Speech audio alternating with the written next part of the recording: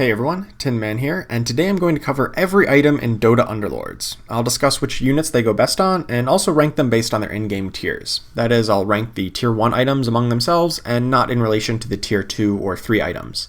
This is because in a lot of cases, any higher tier item is just going to be better than a lower tier item, and oftentimes you'll be picking between items of the same tier. Here's a quick overview of the ranking. Left is better than right, and a link to this image is in the description below. Before we get into the items though, I want to make sure that we're on the same page with two mathematical concepts that we can use to evaluate these items. This video won't have a ton of math in it, so don't worry, but I do just want to justify a few of the broad heuristics or bits of advice that I'll be using throughout the video. The first idea is that of effective health, which is simply the amount of raw damage it would take to defeat a unit, given all of their armor or other damage reduction. Most units have a baseline 5 armor, but that can be increased by armor items or things like the Warrior Alliance. These armor values correspond to a damage multiplier, which is based off the formulas from Dota 2. I've included a link to the wiki page about these calculations in the description below. Based on the formulas, we take the baseline health value and divide it by this multiplier to get effective health. So a unit with 1000 health and 5 armor really has an effective health of 1298, but if we give them 10 more armor, that effective health goes up to 1923, all numbers rounded for simplicity. By rearranging this formula and thinking about just one attack, we can calculate the amount of damage taken based on our armor value. So if a unit would take 100 damage from an opponent, but we have 5 armor, we actually only take 77 damage. Raise that armor up to 15 and we only take 52. That means that the armor reduces our damage taken and raises our effective health by about 32.5%. This scales with health total, so naturally armor is going to be better on units with high health totals, since it increases that health by a percentage. If you have a unit with low health, then items that give them more health will be more effective at keeping them alive as opposed to more armor. The second concept is the interaction between attack speed and attack damage. Every unit has a base attack rate shown in the in-game stats window. This rate is how many attacks per second that unit performs, and this can be increased by attack speed items. The formula is pretty simple. You take the attack rate, multiply it by 1 plus the bonus attack speed, expressed as a percentage. So Gloves of Haste has 25% attack speed, or 1.25 times the base attack rate. For a unit with 77 attack rate, the new attack rates will be 0.96 with Gloves of Haste, and 1.83 with Moonshard. A unit's raw damage per second, or DPS, is calculated by multiplying their attack rate by their attack damage. The key takeaway from this formula is that attack damage is better if you already have high attack speed, and attack speed is better if you already have high attack damage. To illustrate this point, let's look at Windranger, the highest attack speed unit in the game, currently. She has a 1.11 attack speed and 55 damage at 1 star. By giving her a Gloves of Haste, we increase her damage by a mere 15 DPS, increasing it from 61 to 76. But by giving her a Claymore, we increase her DPS by about 33, from 61 up to 94. On the flip side, Sniper, who has the highest base damage but lowest attack rate of the hunters, if we give him a Gloves of Haste, his DPS increases from 86 up to 107, whereas a Claymore only raises it to 105. This effect is even larger when we consider higher star units with more baseline attack damage. At 2 star, for instance, Sniper has 122 base DPS. Adding Gloves of Haste and it raises to 153, whereas a Claymore only gets him to 142.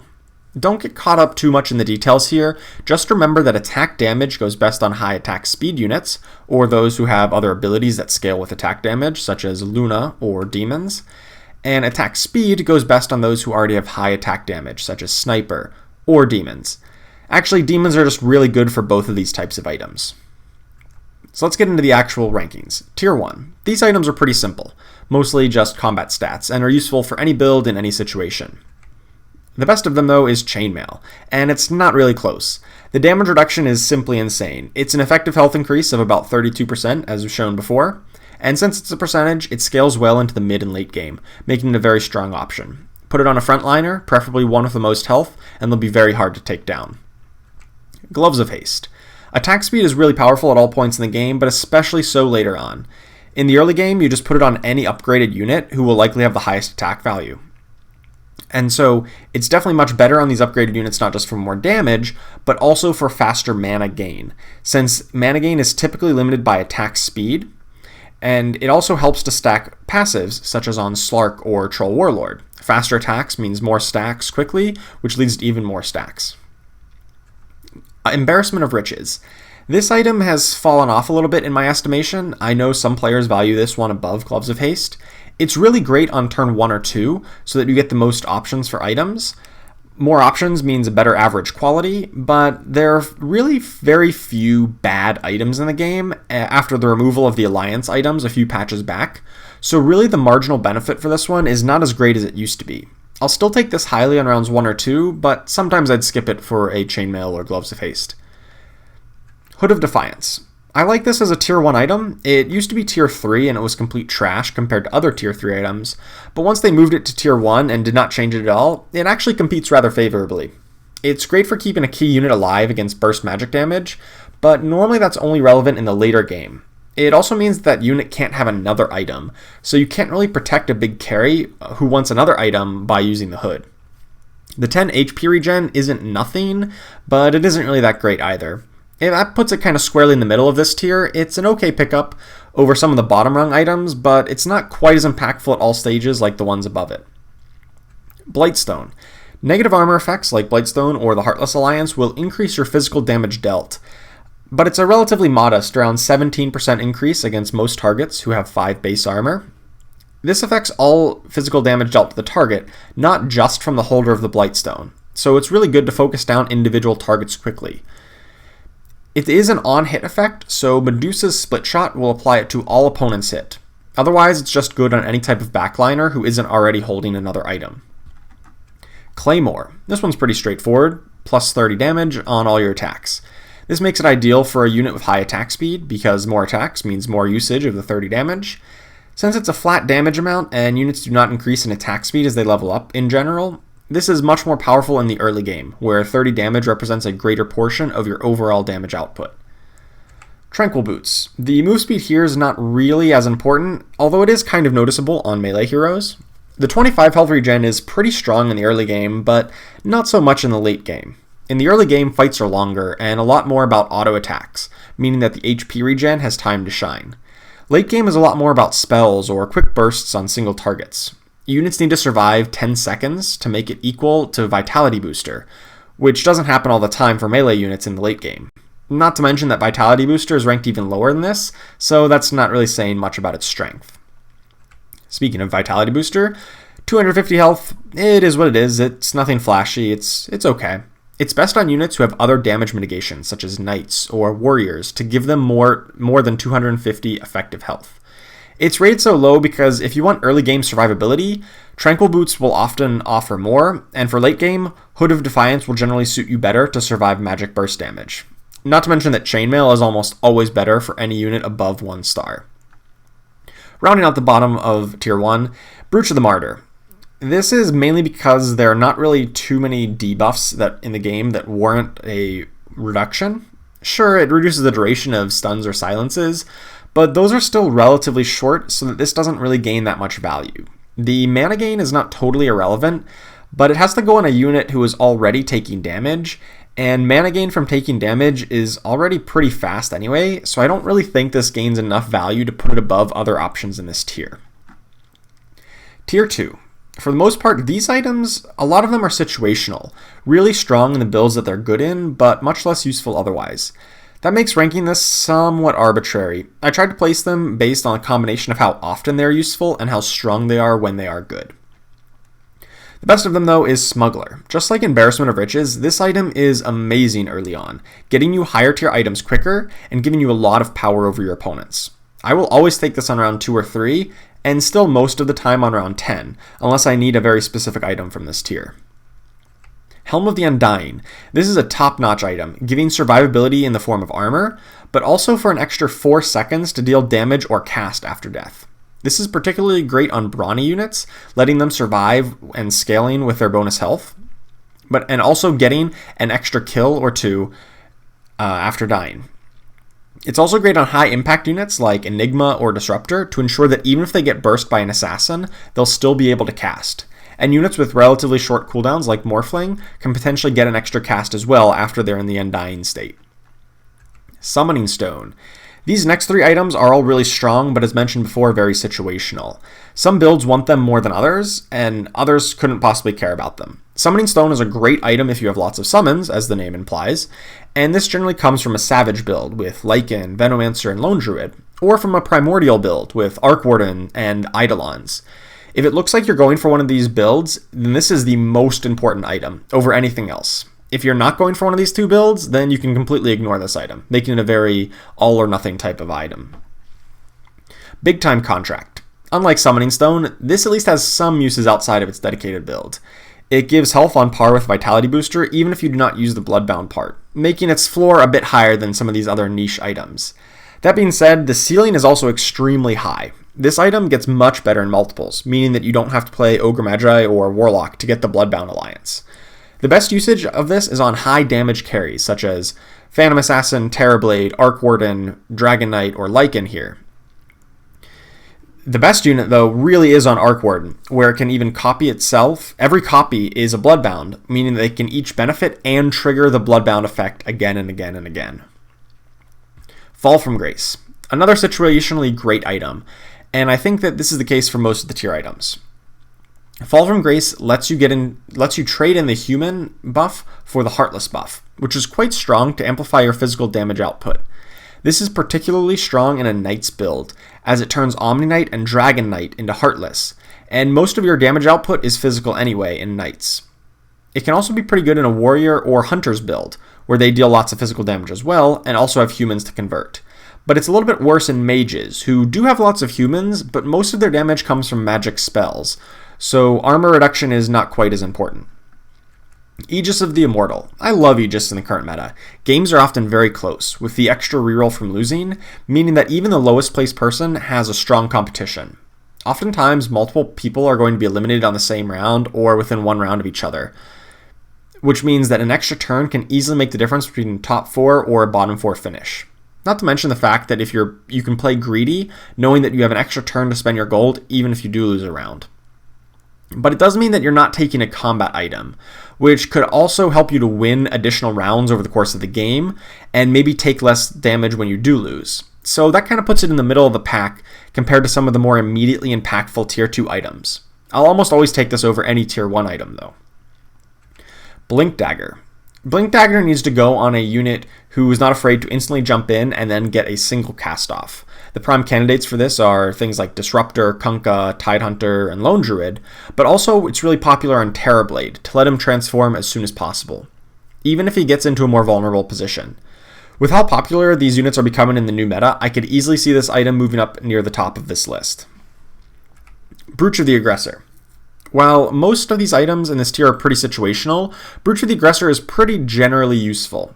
It's great on a unit who wants to cast their spell multiple times, meaning that they have a low cooldown and are safe in the backline. Someone like Puck is a particularly good user, same with Necrophos. But it can also be used on just about anybody who wants to cast quickly, like Kunkka or Keeper of the Light, if you don't have one of the more preferred units. Arcane Boots. Similar to Brooch, casting more spells quickly is a recipe for success in most fights, and since the radius on Arcane Boots was recently increased, it gives a lot of mana to a lot of units. This makes it pretty strong to get an initial wave of spells off, but it's going to be weaker in a longer fight. It's especially useful on units with less than 100 maximum mana, so that they hit that 50% threshold quicker. Some notable units with less than 100 mana are Batrider with just 20, Puck and Lone Druid with 60, and Morphling with 75. Blade Mail. Blade Mail is actually an offensive item, despite it being classified as defensive. It does not actually reduce the damage taken in any way. It only deals damage based on your damage taken. It deals more if you have more health, meaning that you could take more maximum damage, or if you have some healing to gain some of the life back. It's really only useful in a brawny build where you can stack up tons of health. More health means more damage from Blade Mail, which means more kills, which means more health stacks. It's a nice synergy, but outside of brawny, it really doesn't do enough to justify it over other options. Force Staff. While this is no longer the absolute worst item in the game, Force Staff is still one of the worst, since its combat impact is weird. Ideally, it goes on a backliner to protect them from an assassin jumping in on them, but if your opponent doesn't have an assassin, or maybe has a ranged assassin, then this item basically does nothing in that case. It can also go on a frontliner who you want to try to line up against a key opposing unit to keep them out of the fight for a few seconds, but I generally don't think this is a great pickup. It does have its uses though. Tier 3. This is where we really start to see some powerful items. There are really strong offensive items in this tier, as well as some strong utility items as well. The best of them, Bracers of Desperation. Bracers is basically a Refresher Orb plus, and that's insane because Refresher Orb is a strong tier 4 item. It goes on all of the same units, anything with a strong ability that would benefit from another cast. Ideally, it goes on a frontliner or someone else who's going to be taking damage, such as Lone Druid or Disruptor, or even Morphling or Techies if you put them up front, because you want them to drop to that 30% health threshold as quickly as possible. Mask of Madness. Just like Bracers of Desperation, Mask of Madness is an insanely strong item when paired with the right unit. It offers a lot of attack speed and lifesteal, and the drawback is that it silences the unit. Luckily, silencing only prevents casting spells, but does not stop passive effects. So the ideal users of this item are just ones who have passive effects, so that there really is no drawback. It's really insane on Slark and Troll Warlord in particular, since the extra attack speed from them helps them to stack their passive faster, but it's also good on things like Phantom Assassin, Luna, Drow Ranger, or Anti-Mage. Maelstrom. Think of Maelstrom as an attack damage item that basically adds 100 damage per hit. That's the best case scenario, of course, since the Chain Lightning doesn't always have that many targets, but it's a good approximation. Actually, it's even better than that, since the damage is not reduced by armor, so it's really effective against warriors in particular. Like all attack damage items, it's best on a unit with high attack speed, especially hunters. Skull Basher. This is functionally plus 50 attack damage with a chance to stun on top. And that makes it quite powerful, able to interrupt casting or to just lower the opponent's damage output for 1.5 seconds. This goes really well on assassins in particular, since the stun is a sort of defensive ability, and assassins get themselves into dangerous spots, so a bit of extra defensive stunning is very useful. Sacred Relic. Nothing too fancy on this one, just lots of attack damage. Deals a bit more damage than Skull Basher, but not much more, and that stun is pretty useful, meaning that Sacred Relic is just a touch below it in priority. It goes well on anyone with high attack speed, but it's also particularly strong on Luna, where the bonus damage is amplified by every bounce, now deals more damage. Mechanism. I'm not a huge fan of the defensive items in this tier, mainly because I often pick Chainmail very highly in tier 1, which then means that I already have a few defensive items coming out of the early game, and I'm looking for more offensive items come the mid game instead. But Mechanism is pretty strong in the early and mid game, where a 250 heal is pretty sizable. It falls off in the later game, when life totals are higher and 250 just isn't that much anymore. It's also kind of tricky to decide who to put this on. If you put it on a unit who gets burst down too quickly, they will trigger the heal before anyone else is damaged. But if you put it on your most tanky unit, like Pudge, then it won't trigger until some of your units have already died. It can be a little tough to find that middle ground, but I like putting it on a relatively low health unit in the middle of my front line. That means they won't be taking too much initial aggro, but they'll still be low enough health to trigger it at a good timing. Vanguard. This is a pretty good single target defensive item, effectively blocking 35 damage per hit from any source, as well as giving 250 health. It's best when you have relatively few frontliners, like in Assassins, Elusives, or Scrappy builds, and you want to have just 1 or 2 units up front. Against pure physical damage, this is actually weaker than Chainmail if you're taking over about 100 damage per attack, which is kind of fairly common once you get up to 3-star units or against assassins who are critting you. Octarine Essence. This is another niche item. It's really good on units with kind of intermediate level cooldowns, say between 7 and 15 seconds. Because then with the reduction, they'll likely have enough time to gain the mana back and still be alive to cast. If the cooldown is too much shorter than that, they likely won't have time to gain the mana fast enough, and if it's longer, they probably won't survive long enough to get a second cast off. So that makes it ideal for someone like Necrophos, or even Tiny and Beastmaster to get some extra casts. Poaching Knife. This item can actually be really strong if you pick it up early and are on a winning streak. It can trigger on summoned units as well as champions, so hopefully you play against a lot of Venomancers and Primordials. Ideally, it goes on someone with big AoE effects, so who can pick up a lot of kills, like Beastmaster or Shadow Fiend. But it's also really good on Sniper, who has high single target damage as well as his Assassinate ability, which means he racks up quite a bit of kills himself. Dawning of Stool. This item is extremely niche, but it's pretty good at what it does. If your build does not have any healing, like say an assassin or mage build, then this item can be really good for you. It'll dramatically help against opposing warlocks in particular, but I also think it reduces health regeneration from the scrappy buff as well. Still, due to these restrictions that you can't really be playing your own healing effects, this is probably the least picked item in this tier. Tier 4. These are the strongest items that you'll likely see in most games, since it's kind of rare to get up to tier 5 items in the current meta. The offensive items here are the best for raw damage output, and there are also some really powerful magic resistance options as well. Moonshard. This has a ton of attack speed, and by now you can probably tell that I love attack speed. It deals more damage, it increases mana gain, and makes faster stacks on Slark and Troll Warlord, who are two of the best units for this item. Although arguably Mask of Madness is often better on them because while it has slightly less attack speed, the life steal for survivability is even better. Moonshard is better on anyone who has an active ability that they want to cast, like Dragon Knight for instance. Daedalus. Just like Moonshard is the best attack speed item, Daedalus is the best attack damage item. It's not so great on assassins, since the crit chance from the Assassin Alliance and the Daedalus ability can overlap, meaning that they gain slightly less value from it. But otherwise, just throw it on any type of carry unit and watch their damage skyrocket. Particularly great on Luna, Medusa, or Arc Warden. Refresher Orb. Refresher Orb is just great, and just copy and paste everything I said before about Bracers of Desperation. It's slightly different, since it doesn't require the 30% health threshold, but it also doesn't give full mana either.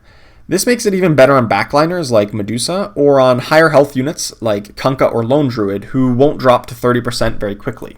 The cooldown reduction to adjacent units is cool, but not terribly impactful, since hopefully a unit with this item is casting as soon as possible, probably before anyone else on your team. Battle Fury. This one can outperform Daedalus in terms of raw damage output, but only if the enemies are stacked up.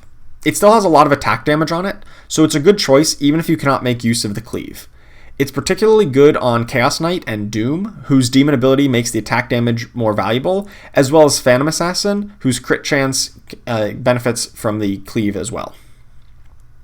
Dagon. Dagon performs a similar job to Scythe of Eyes and Bloodthorn discussed later, in that it essentially disables a key unit, hopefully by killing it before it casts. The damage is not a guaranteed kill, and they may be able to cast before the 50% health threshold, so this is a little bit less reliable, but it's still pretty strong even if it doesn't stop them from casting. 800 damage is still pretty substantial. Ideally this goes on Arc Warden, because Arc Warden's clones can use both of them can use the Dagon. Other than Arc Warden, just put it on anyone else who's not using it on the item, because this doesn't offer any combat stats. Pipe of Insight. This item is quite strong against opposing magic damage, especially in the form of burst from something like Morphling or Keeper of the Light. Ideally, this goes on someone in the middle of your formation who is ranged, so they won't move too much and you can position around them properly. You want to position your units on the same side as the enemy as well, to minimize movement at the start of the fight. Otherwise, your units may move away and they won't get the initial shield. Black King Bar. Just like Pipe of Insight is great for reducing some magic damage on several units, but if you want to save just a single unit from all of the magic damage, BKB is a great choice. I like it mostly on high damage units who can carry and clean up fights on their own, someone like Beastmaster or Doom or Lycan. That being said, both Pipe of Insight and BKB are fairly situational, best used when an opponent has lots of magic damage, whereas the other items above them in this tier are almost always useful regardless of the build. Eye of Skadi. This item is pretty much tailor-made for Medusa, whose split shot applies the debuff to all enemies hit. It is classified as an offensive item, but really there's nothing offensive about it. It grants health and an attack speed slow. Other than Medusa, put this on a safe backliner to make sure that the debuff keeps on coming out throughout the fight, someone like Gyrocopter for instance, or put it on an assassin who could use a bit more survivability in the form of extra health, as well as reduce the target's ability to fight back. Scythe of Eyes. I don't really like Scythe of Eyes, but I know some other players value it more highly. It can be strong in the really late game due to possibly able to disable a key opposing unit who disable a key opposing unit long enough for you to cast some other CC spells, but it's inconsistent, relying on positioning and then the somewhat random swing timers. Sometimes the melee unit in front of it gets hit first and is transformed, and sometimes the ranged unit behind it. Not to mention, if your opponent can scout out your Scythe of Vi's positioning, then they can try to adjust, making it just a super inconsistent item for not that huge of a payoff. Friends and Family Discount. This is one of the worst items in the game in my opinion, and it's really only useful if you get it early, like round 20 via the Smuggler item. Any later than that, and you're not really looking to buy that many more units over the course of the game. It essentially only saves you 1 gold per unit that you will eventually use in your lineup. And unless you're doing a completely transformational build, that number is typically only going to be like 5 to 10 units from the point in the game that you get this item, which is definitely not worth missing out on some of the highly impactful combat items from this tier. Tier 5. You're unlikely to see too many of these items in a given game, since they come out so late. They are really focused on big and impactful effects rather than the raw stats for the most part, and they should be evaluated based on their usefulness in late game fights. Bloodthorn. This item is amazing against most late game compositions. Most opponents will have a unit with a big CC ability that they want to cast quickly, but this shuts that down easily. It can be played around slightly, just like the Scythe of Vi's, if they put a sacrificial unit up front to get the maximum mana first, but in that case, then this item is still doing its job. It's delaying the opposing ability because their important unit isn't gaining the mana fast enough. It also has a ton of attack damage on it, so put it on anyone who deals a lot of auto attack damage. Assault Cuirass. This item is amazing in stacked formations, specifically knights or warriors. If the unit with this buff can get into the middle of a fight and stay alive, then it's really powerful. Best in long, drawn-out fights, not so much ones that are decided by who casts first. Radiance. Similar to Assault Cuirass, put this on a tanky unit in the middle of the fight and it will deal massive damage over time. Look for this in the same type of lineup, but I do think it's a little bit weaker since the attack speed difference probably adds up to more damage in the late game compared to a flat 60 damage per second. Desperate Measures. This item is pretty strong in basically every lineup. Gaining more attack damage is great for knights, warriors, and hunters, while gaining more mana is awesome for caster lineups. Clearly this is better the lower you are on health total, but even if you're relatively high for the late game, say 40%, you still gain plus 12%, which is on par with the old Savage buff, so it's still pretty strong. Divine Rapier, and definitely an all or nothing type of item. This is ridiculously strong. 330 attack damage is a lot, but it's also a liability. If you lose with it, then you're probably going to lose the game, since you're not going to beat someone who you just lost to because your best item just went to them. You lost to them with your best item, and now they have it. It seems impossible for you to come back from that situation. If you think the fight is close and you have a carry who can use it well, then by all means take this and push yourself over the edge to the win. But if you're very far ahead, this may be more risk than it's worth. Like all attack damage items, it's best on high attack speed units or units like Luna or Medusa who have some sort of attack damage scaling. Expanded Roster. Now this one in theory seems really strong, and I know a lot of people would value this at the top of the tier 5 list. But in practice, it's pretty situational. Most of the time, you're not prepared to put another unit in. Your build is going to be mostly complete, and at this point, you're just going to be re-rolling for more upgrades by the round 35 to 40 range. If you planned your build correctly, you should rarely be just one away from another alliance. So it's actually kind of hard to make this really useful and to upgrade it to a new alliance. It's still good if you have another big hitter to put in, like say another Dragon Knight or another Disruptor or something like that. But if you already had an extra one already. But it doesn't really happen all that often because you obviously don't know that you're going to have this, and you might not be preparing to put something else in. Heart of Tarrasque. Heart of Tarrasque is a fun item. You can slap it on a high damage carry and they become like almost unkillable. I love seeing this on a unit like Beastmaster or Juggernaut who've racked up a ton of health from kills, but it's also really good on somebody like Doom who does not need an item to deal a lot of damage and has a pretty high base health to increase the health regeneration. But without one of these units, it kind of holds a lot less impact than some of the other items in this tier. Shiva's Guard. Shiva's Guard's kind of lackluster. The effect is pretty impactful, but it can be played around.